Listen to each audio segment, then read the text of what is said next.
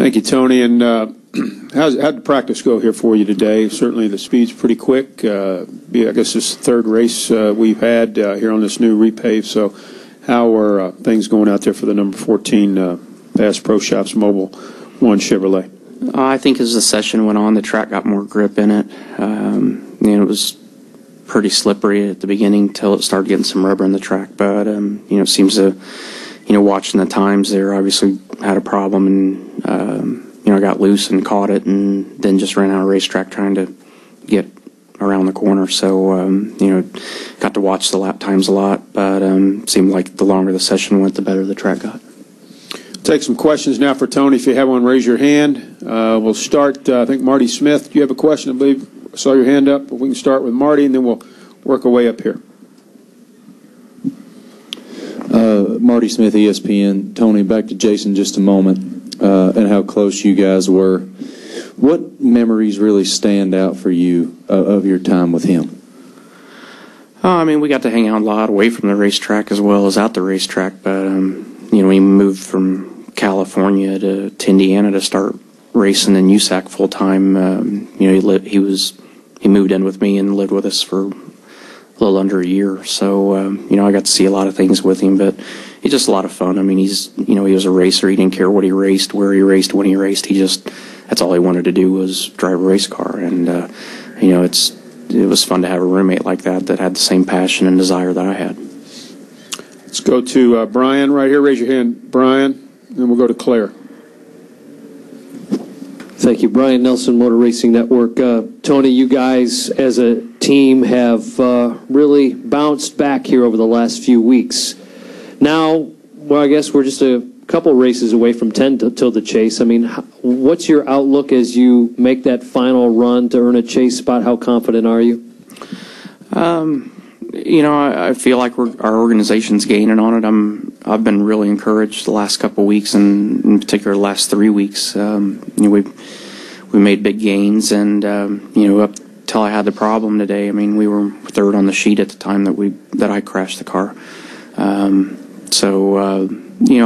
I feel encouraged that we're gaining ground on it and starting to get back to form a little bit. But I think this weekend I was really anxious to get on track to see where we were. The last 2 weeks we had the advantage of having used 2 tests up to get ready for Pocono and Dover. So, we didn't do that for here. So I wanted to see how we came out of the box here, and was pretty encouraged by what I was seeing so far during the day there. So, I feel like we're gaining on it. We're just, I don't know where we need to be yet, but I feel we definitely have made big gains in the last month. So, pretty encouraged by that.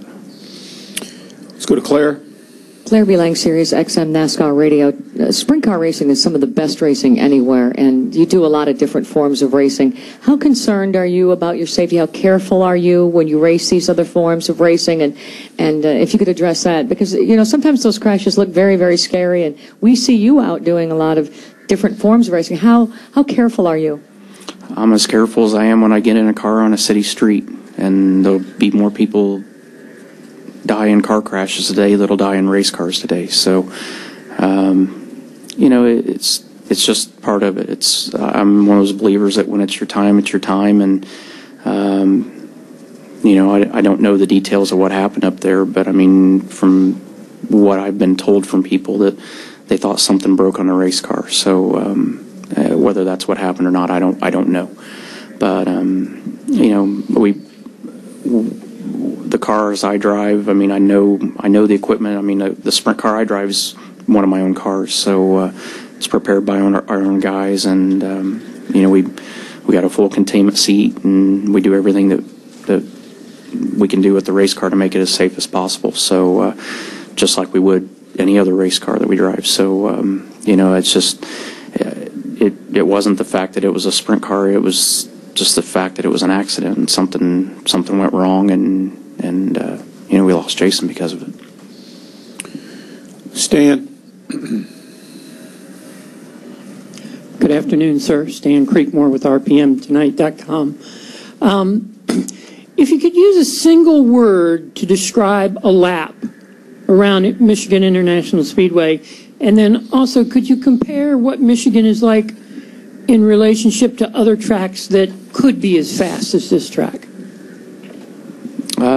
mean, it's fast. I mean, it's the a 2-mile track that's been freshly repaved, so it's got a lot of grip, and you carry a lot of corner speed, and when you can carry corner speed, you make straightaway speed. So, it's no different than anywhere else. Anytime they repave a racetrack, it's fast right off the bat. So, but we've seen from last year to the spring, the color of the track's changed quite a bit. So, normally with that, the grip starts going away. It didn't seem to be quite as line sensitive as it was last year, which means it's starting to age a little bit. It's just a matter of getting some rubber in the track, it seemed like today. But, as far as what other racetracks could be like, I mean, everyone's different. There's no two tracks the same. They've all got their quirks and characteristics about them that make them unique. Go to Bob. Raise your hand, Bob. And then we'll go to Nate.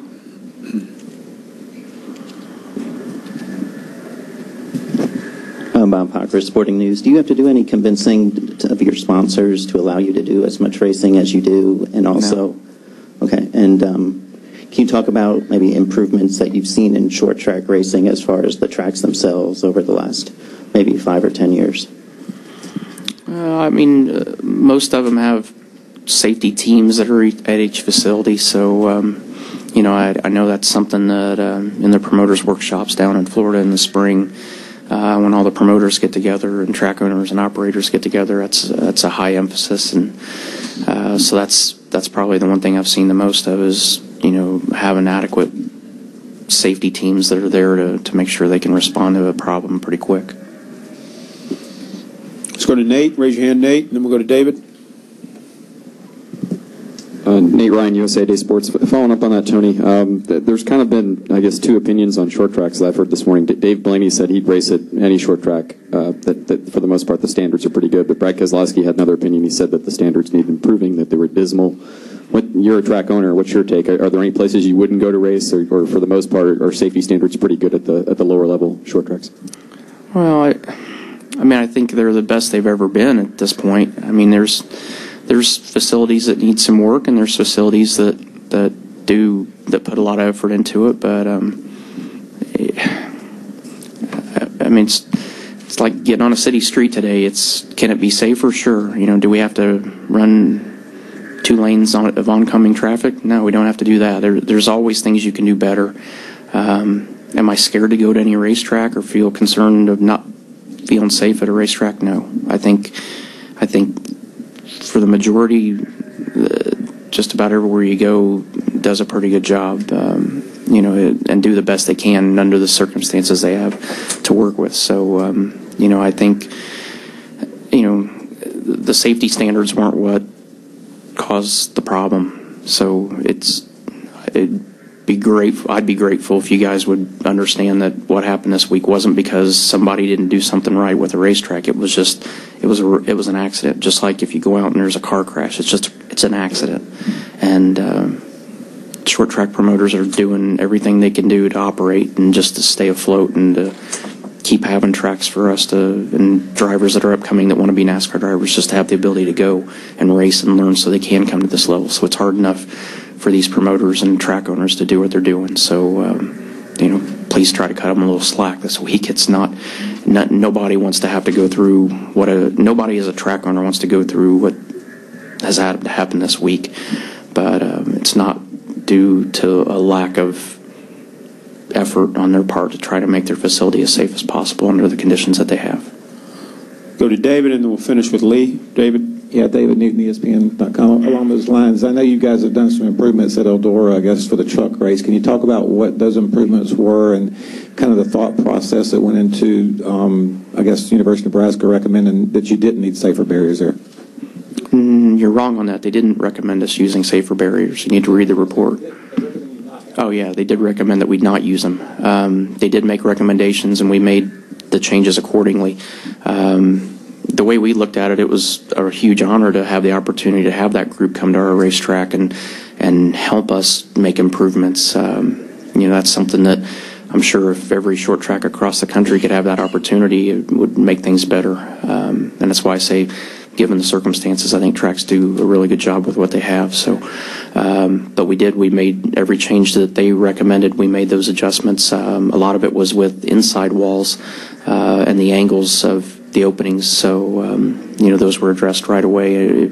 Roger Slack can give you the full rundown of everything that was recommended and what we did to address it. Final question, Lee, off to you right, Tony.